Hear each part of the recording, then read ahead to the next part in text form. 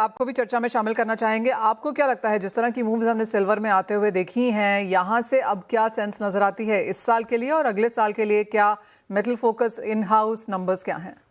देखिए मनीषा, हम एक्चुअली काफी टाइम से कहते आ रहे हैं आपके शो पे कि सिल्वर के फंडामेंटल्स बहुत ही ज्यादा स्ट्रांग है। तो जैसे अभी मेरे पहले स्पीकर ने कहा कि ये कैचअप ट्रेड सिल्वर का चल रहा है। हालांकि अब जैसे ये सीएमई का जो भी न्यूज आया उस पर थोड़ी बहुत अटकलें लगाई गई कि शायद उतना सिल्वर अवेलेबल नहीं है, इसीलिए सारे किया गया। तो कॉन्स्पिरेसी थियरी से सिल्वर को एक पुश जरूर मिला। हम अभी मानते हैं कि 62 से $65 2026 में आपको सिल्वर के दाम देखने को मिल सकते हैं। हालांकि ये जो फिलहाल एक अपमूव आया है वो थोड़ा एक स्पेकुलेटिव अपमूव है। यहाँ पे थोड़ा बहुत अगर करेक्शन भी आ सकता है देखने को, और थोड़ा करेक्शन देखने को जरूर मिल सकता है। बट ओवरऑल सिल्वर के फंडामेंटल्स अभी भी स्ट्रांग है और यहाँ पे हमारा मानना है कि और एक साल की तेजी यहाँ पे सिल्वर में आ सकती है। चिराग, जिस तरह से हमने रुपी में यहाँ पर डेप्रिसिएशन आता हुआ देखा है, 4.5% की गिरावट वहां, तो आप कहेंगे इंडियन मार्केट्स में जो प्राइसेस हैं वो ज्यादा आगे दौड़ेंगे वीज़ा-वी यूएस डॉलर के? जी बिल्कुल। देखिए, ये हमेशा माना जाता है कि सिल्वर में यूएसडी आईएनआर में अराउंड 3 to 4% का एक हमेशा डिप्रिसिएशन हम देखते हैं। बट पिछले कई सालों में ये भी हमने देखा है कि ये ऑन एन एवरेज इससे काफ़ी ज़्यादा रहा है। तो एक इंडियन इन्वेस्टर के लिए या इंडियन बायर के लिए उसका एक रुपी का जो डिप्रिसिएशन का इम्पैक्ट ऑब्वियसली अच्छा होता है। और चूंकि रुपी ओवरऑल कंसिस्टेंटली इतना डिप्रिशिएट होता है तो on a rupee basis silver out perform करता है डॉलर के नजरिए में। एब्सोल्युटली। चिराग, जिस तरह की वॉलिटिलिटी हमने यहाँ पर प्राइसेस में आते हुए देखी है, किस तरह से इंडियन डिमांड वहाँ पर बनता हुआ देख रहे हैं for the month of November में कैसी रही, दिसंबर में क्या एक्सपेक्टेशन है? क्योंकि जब प्राइसेस ऊपर चढ़ रहे हैं तो खरीदार हैं, लेकिन वॉलिटिलिटी में भी क्या यहाँ पर बायर्स हैं?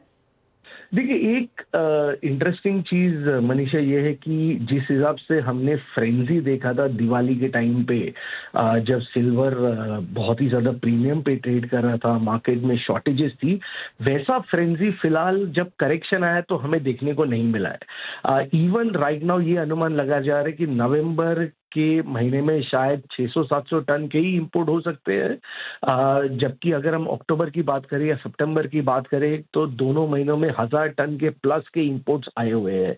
तो नवंबर में थोड़ा बहुत शायद ट्रेड नॉर्मलाइज होते हुए दिखाई दिया है। क्योंकि पिछले 2-3 दिन में ये रैली आई है तो शायद ये जरूर अनुमान लगाया जा रहा है कि दिसंबर में कि इंडिया में देखिए एक राइजिंग एसेट का हमेशा लोगों को एक फैसिनेशन रहता है। तो अगर सिल्वर के दाम कंसिस्टेंटली दिसंबर में बढ़ेंगे तो आपको इंपोर्ट्स के नंबर भी हायर दिखाई देंगे।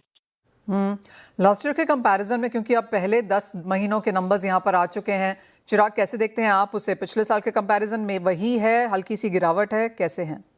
देखिए, अगर हम जैन टू अक्टूबर की बात करें तो 2025 में 6100 टन के इंपोर्ट्स हुए और 2024 में ये इंपोर्ट 6700 टन थे।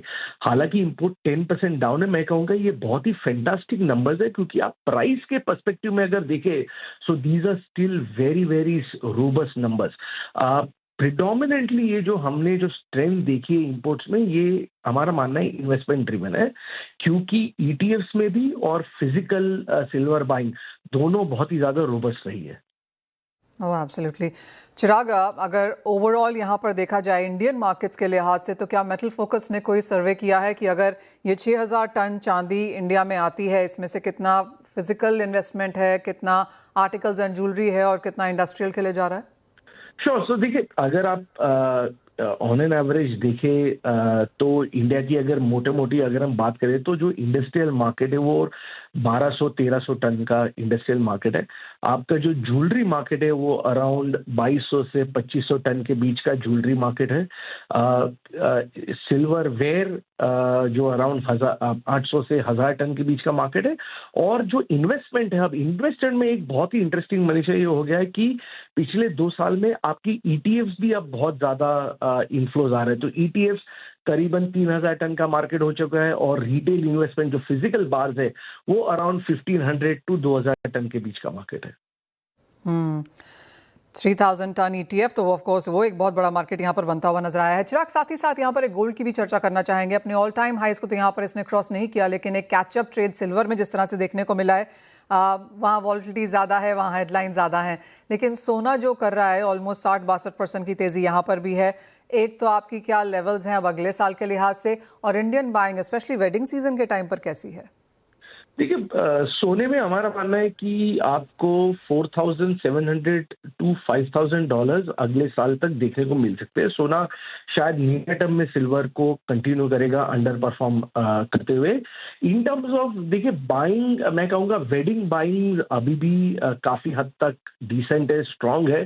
जो डेली वेयर सेगमेंट है वो इम्पैक्टेड है, और इवन वेडिंग में अब लोग लोअर वेट्स की तरफ जा रहे हैं।